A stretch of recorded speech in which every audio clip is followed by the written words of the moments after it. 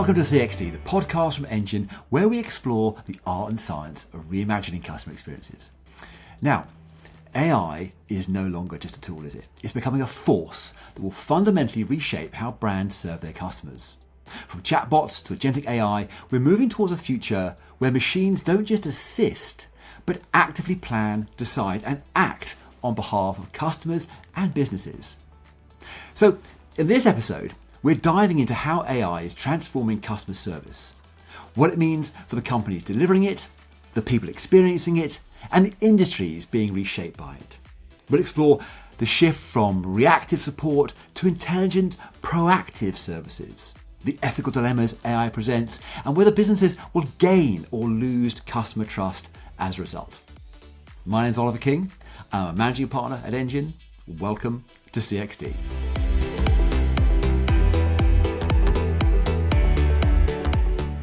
My guest today is Matt Barron, founder and leader of Avocado55, a fully independent and impartial contact center and customer service advisory firm.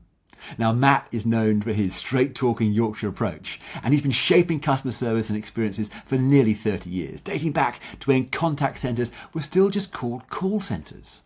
Now, he's worked across almost every sector, leading service transformation, technology adaptation, and operational change at scale. Matt's got a deep expertise in outsourced service capability, omni-channel customer experience, and major transformation programs, and really has a hard-to-match knowledge in this industry. Through Avocado55, he not only advises businesses, but also conducts independent research and assessment of customer service technology, giving him a great view on what works and what doesn't. And specifically for this episode of CXD, the implications of artificial intelligence on customers' experience of customer service.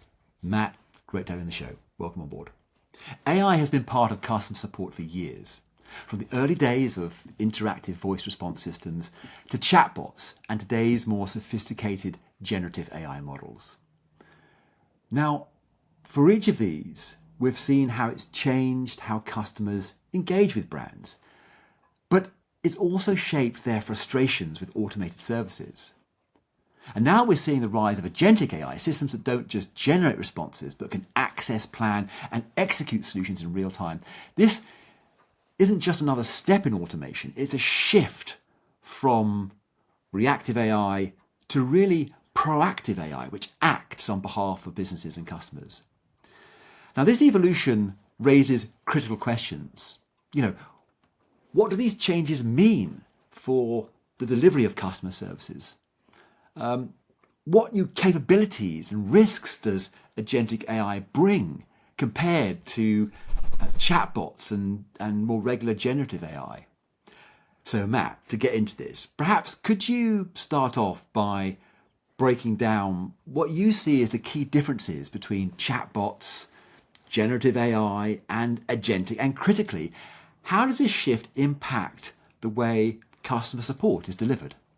The first chatbots were really based on decision trees, right? So they were a text version of a decision tree whereby you were presented with a number of options. When you went onto the chatbot, if you chose option B as your first response, then option B would give you another 3 options to choose from. So coming down in a hierarchy and getting to a point of where either it could steer you in the right direction to use online tools or self-serve, or it would actually then get you to the point of passing you, as you've seen, okay, now we'll pass you to an agent, or I'll now connect you with an agent. So that still works. Some massively successful deployments of that simple technology. We call them journey bots. They take the customer through a journey of how to self-serve. Amazon use it really well, right? Amazon, it must be the largest kind of bot of its type in the world. When generative AI came out, somewhat 2-3 years ago, and really started to make an impact, all the brand names of generative AI that we understand, they were great for replacing, say, frequently asked questions. All right, so instead of scrolling through line after line or menu after menu, you could actually ask the chatbot a direct question, and it would give you what it assumed from its data that it sourced from what it assumed the right answer was. We've seen some hallucinations where it actually, kind of makes up its own answer, but they're very few and far between. And generative is a very, very good tool. Let's be straight about it. If it has one failing, it's that it actually relies on a human to script the prompt or the question accurately in the first place. So great for answering frequently asked questions, getting one response to one answer, but it really does, as far as people using ChatGPT or Gemini, you've got to put the right ask in the first place. So it's like, in this instance, it's the customer putting in the right ask. Yes, in aligned to what the bot will be expecting and how it matches that language to the language and to the word, the knowledge it has in its repository. Agentic is different. So agentic, in the simplest of terms, acts in a conversational way. So I can ask a bot 4 things within one paragraph kind of sentence, and it will logically arrange them and answer in the right logical chronology, so it can build a picture and a correct response for me. Rather than one question, one answer, one question, one answer, it takes in, say, 3 questions and provides you in logical order the 3 responses. It does what a human agent would do. So agentic AI really has the potential, doesn't it, to transform customer experience by making support faster, more personalized, much more autonomous. But does that mean that customers will actually trust and prefer it? I mean, we've already seen AIs mimic human empathy, but there's still a debate, isn't there, about whether it can genuinely understand emotion. And I guess as AI takes a much bigger role, transparency's got to matter more. I mean, should customers always know when they're interacting, with an AI? So I guess my question is, as AI becomes much more advanced, do you think it could really replace human-like interactions within CX, or will customers, embrace AI-led services, or is there a risk of really losing this emotional connection and this trust? What do you think? I'm a great believer that AI and technology cannot replace human-to-human interaction, but it can enhance it. So agentic can give the business the opportunity for customers to not experience queues. Wow. Yeah. As a person working in a contact center, the mundane is the most painful part of your job. So if I'm answering the same mundane question, 25 calls out of 60 calls a day that I answer, that's not a great job for me. But if I get to engage in every single call with every customer and use my genuine empathy as a human, then everybody wins. If you want something simple as a customer answering, a bot deals with it and you think, brilliant, that brand knows exactly what I want and it's dealt with what I need. If I really need to speak to someone about something that's emotive, then I speak to a human. We're working with a financial service organization at the moment whereby people who have suffered bereavements are actually engaging initially with a bot, and then the technology is arranging a callback at a time convenient to the customer, not a time convenient to the agent or the business, but the technology is actually enhancing that experience because the bot asks the right questions. It knows it, the customer knows it's a bot, but the wording is in such a way that I'm going to get you in contact with the right person at your convenience.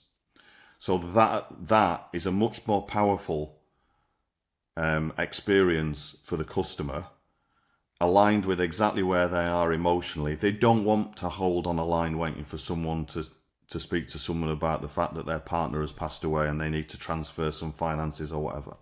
So actually the blend of that technology and then speaking to a human who's that understood why the call's there, what is already pre-informed about the customer's situation, everybody wins, everybody benefits. Because it's like this blending, isn't there, between having human employees and digital employees, I guess, and how they work together, and as you say, there's great, there aren't going to be any queues. That is fantastic, but in that sort of backlog of inquiries, there are so many that could be dealt with so simply that the bots would do faultlessly, and you're in, you're out, you're done. And then when there is a conversation to be had, then it's a human. So that's a win-win, and that's a much better experience for the humans. Your point about empathy is the key one, though. Bots cannot, however much they, I've seen a deployment of a bot that says, "We are sorry, I am sorry for your loss." That's wrong. That's absolutely wrong, right? And it's the correct blend of the efficiency and the intelligence and the artificial intelligence of a bot versus what a human can genuinely deliver. So this is interesting, isn't it? So this is really it's really reshaping how customers are going to interact with brands, and how companies are going to go about delivering customer service, and for in-house teams, and it feels like the support roles are going to shift from this kind of routine problem solving to supervising the AIs, or moving to kind of complex case resolution. And meanwhile, I guess outsourced service providers could see AI automating large segments of call center work, forcing them to rethink their value. I mean, there's a thing in the paper today about, where was it? A bank was forecasting that they would reduce their workforce by something like 4,000 people because of AI. They felt this would kind of take place through natural attrition, but it's going to force people to really rethink how they do stuff.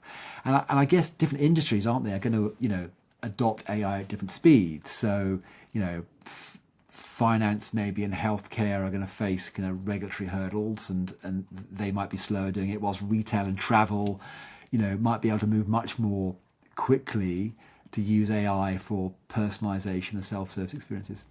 So how do you see agentic AI really impacting companies that deliver customer support as a service, both in-house and outsourced?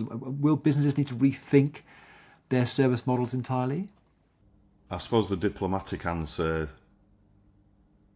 would be probably, or maybe, or something. And the undiplomatic one? Absolutely, yes. Will companies?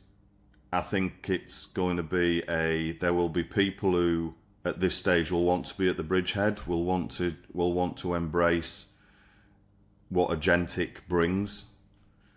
There will be companies that will lag behind, but will realise they need to plan for it. Some of the industries you spoke about. I don't think it's necessarily a typical trait of any industry, but for example, so we work with across a multitude of industries. All of them, we are encouraging to think about the use of agentic, and most of them are embracing it as a need to discuss it now or need to discuss it soon. There will be companies who, within 2 years' time, within 1 year time, will think, our competitors are doing it, we better do it too. And in 5 years' time, it will be commonplace that you do not queue, or it should be commonplace that you do not queue for something which is a commonly asked question, or a fault that's occurred on a network. So take telecoms, right? If there's a network fault in a certain area, people are trying to get hold of you to find out why I've lost my data. Agentic can take care of that, because it can be looking at network systems autonomously, not told by anybody to do it. And when a customer comes in, it can understand where they're coming from, what network sector they're calling from, and then it picks up and it can answer without anybody telling it to do it. That sounds like we're almost at the point where the agentic AIs can almost anticipate problems within the service before they're happening, because they're plugged into it all.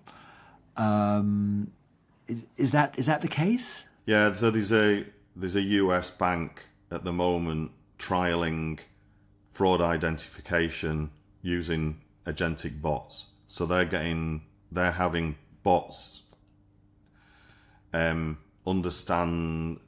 proactively contact a customer when a fraud's being committed to say, are you there? Rather than an hour afterwards, you didn't actually make this payment. So at that point, they could actually stop a lot of the fraudulent transactions while they're happening, potentially. I mean, we're probably taking this a step further than kind of I thought as far as the discussion was concerned. From an operating model perspective, the low complexity, high volume work that is traditionally outsourced or has been traditionally outsourced by many companies to save cost on the bottom line, that will be the piece of work that will be replaced most rapidly by agentic. But outsourcers aren't silly. BPO organisations aren't daft. They're very successful organisations with a lot of clever people, great strategy players. They are already, we've seen a number of them have turned to understand that low-level volume is going to be a thing of the past over the next 2, 3, 4 years. What BPOs, I'm really pleased about this. They're actually looking at supplying that technology themselves, the agentic, to replace the low complexity, high volume, and then the higher complexity work. They're going to have agents doing more rewarding work, right? Not just churning through the same thing every day. Will it mean a reduction in jobs in that industry? Highly likely. But it does mean it's a repositioning, and so there is still massive opportunities to use expert organisations like BPOs who understand service. They understand what it takes to deliver complex service organisations. We've spoken broadly about AI will be doing the more routine stuff that's going to have an implication. We've talked about humans needing to be involved in more sophisticated stuff. What sorts of roles remain essential for humans? So is it going to be, you mentioned before, like things with dealing with things that require empathy and sensitivity, but typically what sort of roles do you think they're going to be doing that become even more important going forward? I think everything we've spoken about. I mean, from a customer service perspective, having the time for a customer service agent, having the time to properly get to the bottom of what is causing the issue for the customer, spending the time to listen. What I do hope is that companies don't try and then apply the same pressures on the more complex cases than they do on the less complex cases. So, for example, giving agents time limits on how long they can spend with a customer. We're working with a financial services client in the northwest of England at the moment, and they don't do that, and they deliver a fantastic service within their sector, and it's very much focused on resolving the issue for the customer rather than passing it over. Rather than, I've only got 3 minutes to deal with this, I'm not going to resolve it within that. Now, you want, a lot of organisations, unfortunately, because of the volume of cases they have to give agents time limits. What I hope to see in the future is that because the low complexity has been taken away and it's only the highly complex that the human agent is dealing with, that they're given the right amount of time and the right amount of opportunity to engage with the customer. And I guess I'm just thinking back to my own experiences that sometimes if you're facing a challenge and you don't feel it's being necessarily addressed or resolved by the person you're speaking to, you sort of have to push hard to try and escalate that problem to somebody else, to get to a different team. And understandably, everybody you speak to tries to solve it, but they're limited within, with the tools they've got to solve it. And then you get passed through. You've got to repeat what the issue is. Well, sometimes, ideally you wouldn't have to. But I guess what we're saying is that in the future with this technology, you would be able to be dealt with by that person at that point in time. It wouldn't necessarily need to escalate up because the resources would be there. Well, you're already there. So you should, if you're already through to a more experienced agent who is focused on resolution rather than actually just dealing with you within a set time frame, and also if AI is supporting them to do the research in the background and to actually kind of uncover why the issue has occurred in the first place and proactively correct it. The good thing about that, so I mean, we as a company offer a service whereby we actually incubate the customer service process. So we actually answer those calls, but what we're also doing, the people who work with us are actually looking for the opportunity to improve the process. So we do that. Now that should become second nature to that type of human who is, we call them tier 2 at the moment, which is probably unfair, but you talked about escalation. They're the agents who would deal with escalation. That would be your first point of contact in a future operating model. That the bot has taken away the lower level, less complex activity, and you're speaking to people who are highly trained, highly motivated, and highly focused on resolving, whatever the issue is, but working with you as a customer to resolve that. And I guess an obvious thing is that they're then speaking to you in whatever language you want to speak to them in. Absolutely. So it seems like there's an incredible opportunity for brands and BPOs to really kind of differentiate themselves through how well they implement agentic AI within their organizations. And that makes me think that when it's all in there and working really well, there's a thing about ethics. Because who becomes responsible when the AI-driven system makes a poor decision that affects a customer? I mean, we talked about the hallucinations and they're really rare and what have you, but that can happen. Who's responsible for that? The agentic works within an enclosed environment of the data, so it doesn't go to a huge large language model, which people will have heard of. It goes to a private set of data. So it will always give the same answer to the same question. It will not give a different one. It will always be accurate. Unfortunately, and that's where it beats human interaction. As we all know, humans, aren't always the most accurate of beasts when they're having to do, just naturally. We, on this discussion, I'll have made mistakes in what I'm saying. I'm sure next time I say it, I won't. And it's that. But the RAG environment that it actually works within just ensures that it's always working from that pure data, which is why it's so important to set it up correctly in the first place. The implementation. We have a daft phrase, which is AI is all about implementation, which is actually setting it up correctly in the first place and getting your organization ready to use it effectively and getting the massive return on investment that you can from it. It's worth setting it up and using I would say, wouldn't I, but using the right company and the right skill sets in that company to up front to get it right. So it sets it on the right path for the future. So I guess the question is really like where's this all heading? Will agentic AI become the gold standard for within customer services or customer service? Will businesses face unexpected challenges? And leaders navigating this shift, what should they be prioritizing to ensure that AI enhances, doesn't diminish customer experience? I mean, Matt, where do you kind of see this going in the next 5 to 10 years? Or is that too long a time frame? Because actually you're talking about the next kind of 18, 24 months is going to be the incredible shift that's going to take place. Where do you see this going? I think we'll see significant changes to large-scale service organisations within 2025. I think then what we spoke about earlier is that corporate jealousy will come in there. So, oh, they're doing that, we better do that too.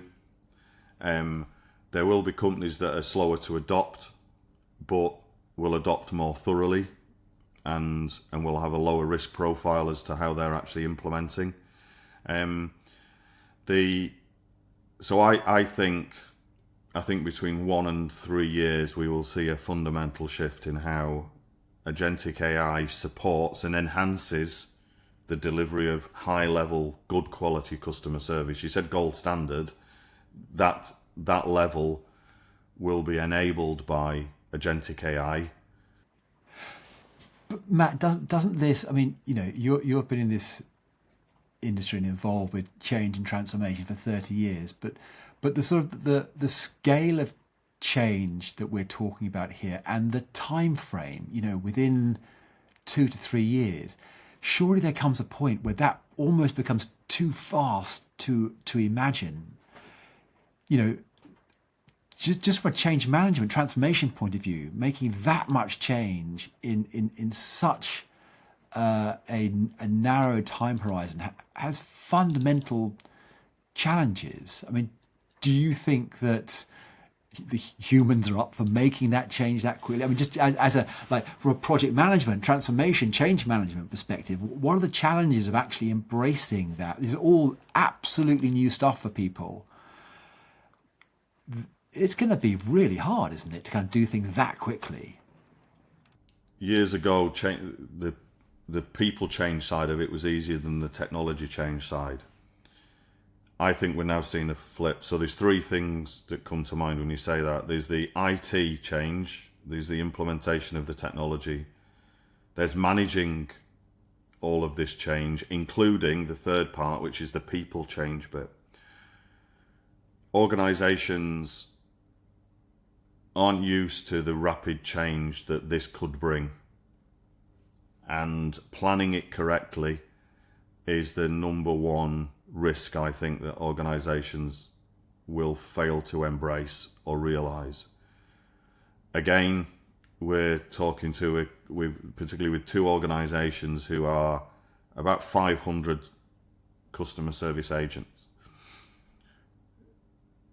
About 40% of that activity could be done by an agentic system, an agentic contact center platform, and therefore they need to rethink their operating model as to how they actually engage and use their human agents.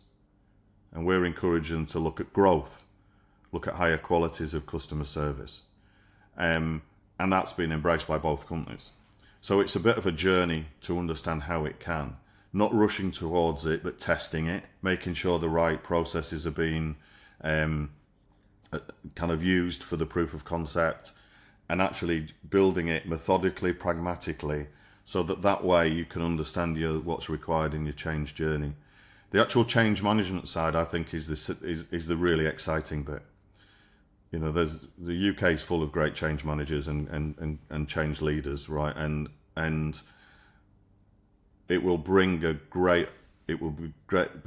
opportunity for more focused organisations to support the and I'm saying change focused organisations like ours, to support brands and to help them go through this change, but to do it in the right way.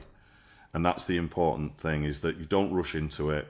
You realise what impact it can have on your organisation. You size the prize, but at the same time you want to know what the impact is to your organisation moving forward. Because, mark my words, 5 years' time, we will have a different service industry.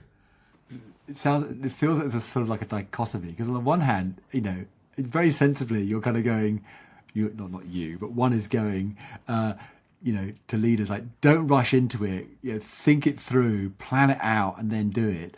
And on the other side, the world is kind of going, and do it now, like really fast. So what advice would you give to leaders who are facing this, who have to, at the one hand, like, think it through, and then I need to make a decision in the next quarter about what I'm going to invest in? Unless you have a burning platform to save money to save an organization, right, and you are thinking that agentic AI can save that organization, I think if you rush into it, you will do more damage in the longer term, and you are probably just staving off the organization's demise. If you plan effectively, so we always have this kind of little adage of understand, accept, deploy, and embrace. So understand the product on the capability that agentic AI can give you. Trial it, do proof of concepts on dummy data, on test systems. Understand through that iterative process the impact it can have on your organization, and how it can enhance not only customer but agent experience. Once you understand that, you then have to accept that that change is coming, and you plan for that change. So you accept the impact it can have, and you can plan for it.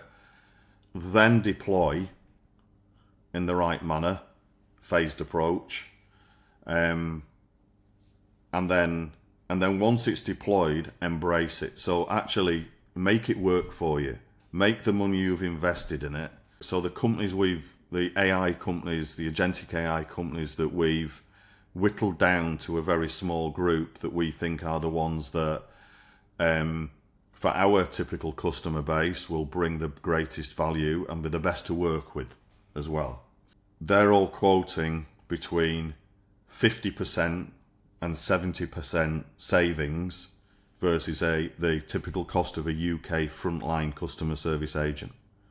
So it's clear, isn't it, that agentic AI isn't just another step up in automation. It's actually a shift in how customer interactions are, how they're designed, how they're delivered, how they're experienced. And the challenge now isn't just about adopting AI, but it's about rethinking the role of human agents within that mix, ensuring that we're rebuilding trust with customers, and ensuring that AI really, enhances and doesn't diminish the experience. And you've spoken so well today about, from a relatively straightforward customer service point of view, the frustrations of queuing and what the customer feels as simple interactions taking time. When that's all out the way, you just know that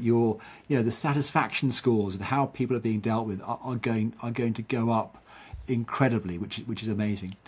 So I guess, to begin to wind this up, so if there were like a piece of advice that you'd give to business leaders who are navigating this AI driven future, what do you think might be the biggest mindset shift that an organization needs to have to truly get AI right? I think to enable a mindset shift is you first of all need to understand what the technology can do. Right, and properly understand it. Spend time understanding it. Don't just kind of do a 2-hour presentation or listen to a couple of salespeople. Genuinely understand it. Sit down with proper advisors like us, who can help you understand not only the product and the type of technology from an independent standpoint, but to actually understand how it can fit in your organization. When you understand where it fits, then it's time to rethink your operating model. And then And once you've rethought your operating model, then it's to plan for the implementation. So actually, the one piece of advice I would say is it is time to seek to understand and really spend the time to understand this fundamental shift, which, people have said it's as important as the invention of electricity, or as important for our industry as the telephone or the emergence of the World Wide Web. We're on that level of change at the moment now. So to understand it and actually spend that time now as leaders in customer experience, customer service businesses is critical. Turn your phones off. Don't be distracted. Sit down and just listen for a while, absorb it, and it will be the best hour that you've spent, of your career so far. Matt, thank you so much for joining me today. This has been a really fascinating and insightful conversation. I really appreciate your straight talking perspective on where customer service is heading. Obviously, if you've enjoyed this episode, please follow CXD, share it with your colleagues, and stay tuned in for more discussions like this. We've got some brilliant episodes coming up that you won't want to miss. Okay, guys, thanks for listening, and see you soon next time. Cheers.